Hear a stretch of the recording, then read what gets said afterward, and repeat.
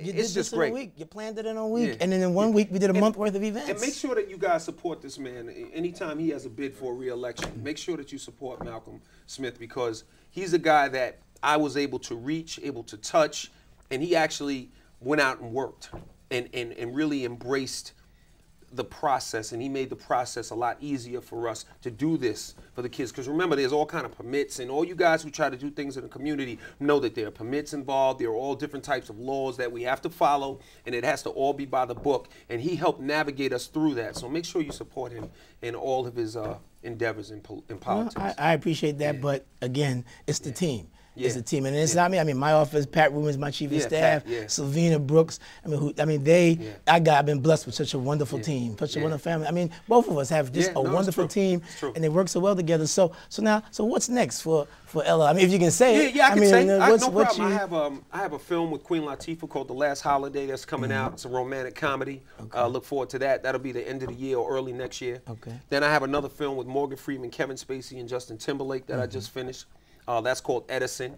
That'll be out sometime next year. I have a new album, a new record rather, called My Favorite Flavor, and I have Mary J. Blige on it, 112 on it. Genuine actually made a comeback on it. Okay. It's real cool. You know, we're doing some good work. Track Masters produced a few records, and it's feeling good. And you know, got a lot of other things happening. I hear you. You know, so I'm working. I understand. Now, obviously, you know, the kids are watching, and you got all that bling on, as you say, just here and there. Tell them about it, Doc, because it looks so good. No, this is a Rolex. This is actually a Rolex with a meteorite face. Okay. So, you know, what that means is that the face of this is actually a meteorite from outer space. Rolex bought the company and shaved a piece off. And is that right? Figured out a way to charge us some more. So I wanted to go out of space on them, and the rest was all gifts. So, you know, I'm just thankful. Yeah, it was gifts. It was gifts. I just came home. He just all came home and it was just there. Blink. It was just there.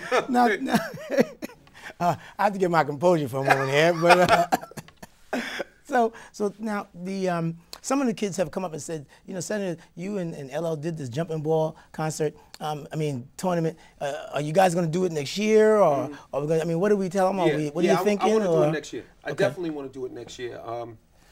God knows it seems like a long way away, but I definitely want to do it next year.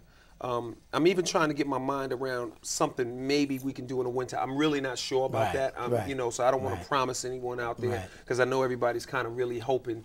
But definitely next year I'm looking to do Jumping Ball 2. Jumping Ball 2. Yeah, definitely. Where does this come from? You just like that? It's just Jumping like that. Ball 2. Jumping Ball 2. You heard it here first. Jumping Ball 2. The sequel. Keep it on the top of your minds. It's coming out here, no question about it. Let's talk a little bit about the first one, about your family. Yeah. Family. Yeah. My wife, kids. I got 4 kids. 4 kids. Yeah. I got 4 kids, and very nice. Son and 3 daughters, and they're beautiful. You know, they got a lot of love for me, and they embrace me and support me, and you know, keep me going, and keep me going. Keep you going. All right, all right. And we know you at Great Allen Cathedral. Yeah. Reverend Flake is my pastor, and I have wonderful worship experience at Allen AME every Sunday, just about. Now you know that's going to jump up the attendance. Oh, yeah. Once you make that statement, but it's a wonderful church, and it's a great place to get fed spiritually, and it's real. And I pay my tithes and offerings there faithfully, and Reverend Flake is a wonderful guy. No question. No question. It's a beautiful experience. I mean, you know, at the end of the day, I'm not smart enough to do any of the things that I've accomplished. I mean, at the end of the day, God has really blessed me. You and me both. You know, because I really don't have the crystal ball or the master plan. No question. It's just kind of falling in my lap real nice, and I'm just thankful. I understand. You know, my ordered steps. I do understand. So, you know. Well, tell me, because we're coming to a close, and there's not too much time left. There's people watching, young adults, older adults. What's the message do you send to them about their life? How do they just, you know, not everybody's going to be a politician, everybody's going to be an entertainer, but what message do we tell them just about life, how to move through it? I mean, what would you say? Because they listen to you. I think you really have to dig deep inside of yourself and figure out what it is that you really, really want. And is the thing you want, or whatever you're into, how does that affect other people? Does it help other people? Is it in accordance with God's will, or is it out of God's will? And you have to live with passion. You know what I'm saying? You have to have faith. You have to believe that If a task is once begun, never leave it till it's done. Be thy labor great or small, do it well or not at all. And really stay focused and consistent and really believe. And it's kind of like a flywheel, which is like this round table. If we just started turning this round table and turning this round table, at first it wouldn't go. But after a while, if we kept it up, we would get the momentum and it would go on its own. And that's kind of how you build your life. You know, it's like starting a, you know, a propeller airplane. You know, you just got to keep going at it and keep going at it. And then one day, brrr. So I guess what that means is don't give up.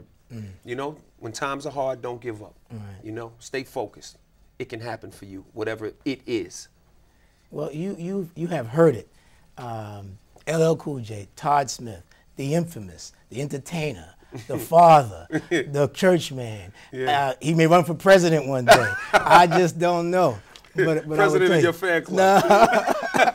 But I will tell you, it is a blessing for you to be on this show. I think you know, but I just have to say that this will have such a tremendous impact on the people throughout the borough of Queens. Some people will see it in Brooklyn as well, in Manhattan.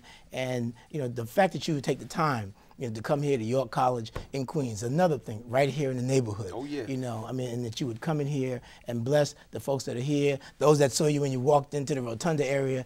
I mean, it makes such a big impact on their day. I mean, I don't think you sometimes will feel it as much, but believe me, when they go home, I mean, my daughter is from Sunday, is still, you know, walking around with that T-shirt. I said, cool. You can take it off now. You know, it's okay. She's no, not yet, Daddy. I don't. That's right. I don't want to take it off just yet. Great. So I just want to thank everybody for tuning in. We had Brother LL Cool J here today. We thank him so much for his time and effort. It's a pleasure having you here. And God bless each and every one of you. Stay tuned. Next guest may be a surprise. Hope you'll stay tuned for the next roundtable right here in Southeast Queens. God bless.